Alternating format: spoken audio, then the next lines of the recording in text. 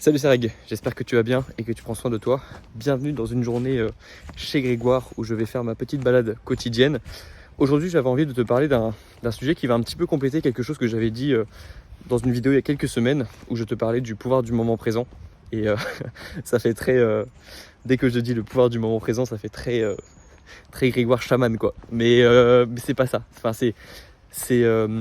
comment dire, c'est plutôt lorsque je parle du moment présent, c'est plutôt le fait d'arriver à vivre maintenant sans penser à hier et sans trop anticiper demain parce qu'on sait que demain ça va être juste aujourd'hui qui va se répéter. C'est ça que j'appelle le moment présent. Et donc forcément, si tu veux vivre dans le moment présent, il faut que les pensées que tu as qui te ramènent au passé n'impactent pas trop comment tu vis aujourd'hui. Parce que sinon en fait c'est ça, vivre dans le passé, c'est vivre avec des pensées qui te ramènent chaque instant dans le passé. Et donc tu peux pas vivre maintenant et créer un meilleur futur. Ok, maintenant qu'on est parti de ce principe-là, il y a quelque chose que j'ai compris de moi, de ma personnalité, mais qui sûrement aura un impact dans ta vie à toi.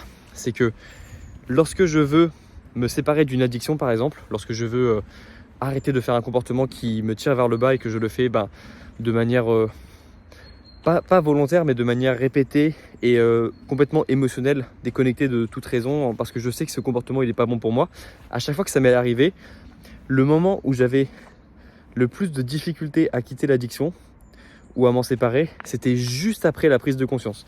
Et ce qui m'a beaucoup aidé, c'est de comprendre ça, que à partir du moment où j'allais mettre le doigt sur quelque chose de mal pour moi, cette chose allait de plus en plus se manifester les jours juste après la prise de conscience. Un petit peu comme quand je sais pas si tu...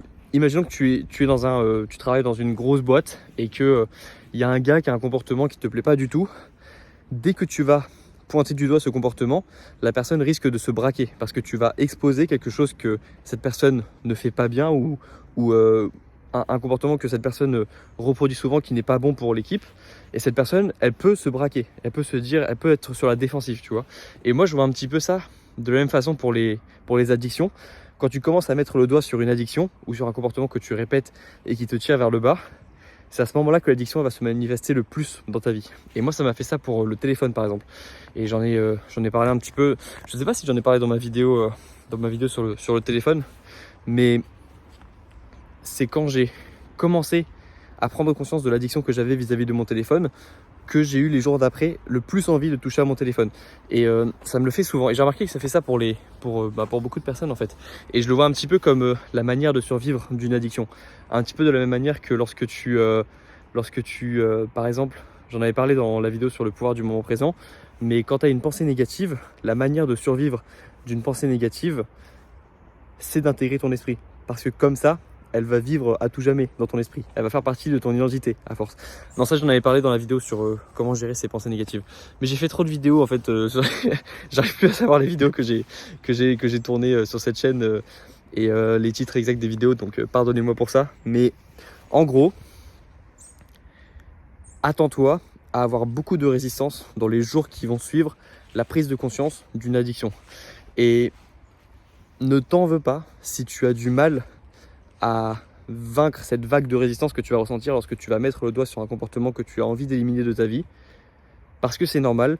Et par exemple, si je peux te donner mon exemple à moi, ça ne m'a pas empêché à long terme de me détacher d'une addiction. Même si les jours après la prise de conscience, je continuais de répéter le schéma qui avait causé l'addiction et les comportements qui causaient l'addiction. Ce qui compte, c'est juste que sur une semaine ou sur un mois, tu répètes moins le comportement que la semaine précédente. Si après avoir pris conscience d'une addiction, tu doubles la fréquence des actes que tu n'as plus envie de commettre et que ça continue sur les semaines d'après, là c'est problématique. Mais si sur la semaine qui suit, le mois qui suit, tu as fait moins de fois cette action, c'est bien. Je connais pas grand monde qui, après avoir pris conscience d'une addiction, a stoppé du jour au lendemain et n'a pas connu de crash 6 mois après ou 12 mois après, ou a connu encore un autre comportement destructeur qui arrivait dans sa vie et qui l'a mis encore plus bas. Moi, je ferais plus confiance à une personne qui a toujours du mal à gérer son addiction, mais qui le fait de moins en moins sur le long terme. Donc, c'est comme ça que j'ai vécu l'addiction au téléphone. C'est comme ça que j'ai vécu la plupart des addictions que j'ai eues. Et c'est comme ça que je continuerai de vivre des addictions qui peut-être arriveront dans ma vie dans les prochaines semaines, voire années.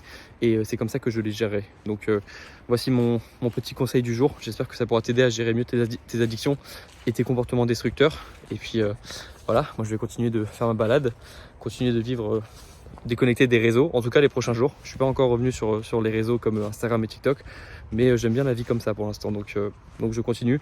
Et j'aime bien ce côté travailler en silence et pas forcément filmer tout ce que je fais au quotidien. Je commence à apprécier ça. Après avoir filmé ma vie quasiment tout le temps pendant 3 ans, ou en tout cas ma vie professionnelle. Donc c'est agréable. Mais je prépare évidemment des prochaines vidéos YouTube. Ne vous inquiétez pas, ça reste mon métier. Donc je ne vais pas arrêter comme ça du jour au lendemain. On se retrouve demain dans le prochain clip. Prenez soin de vous.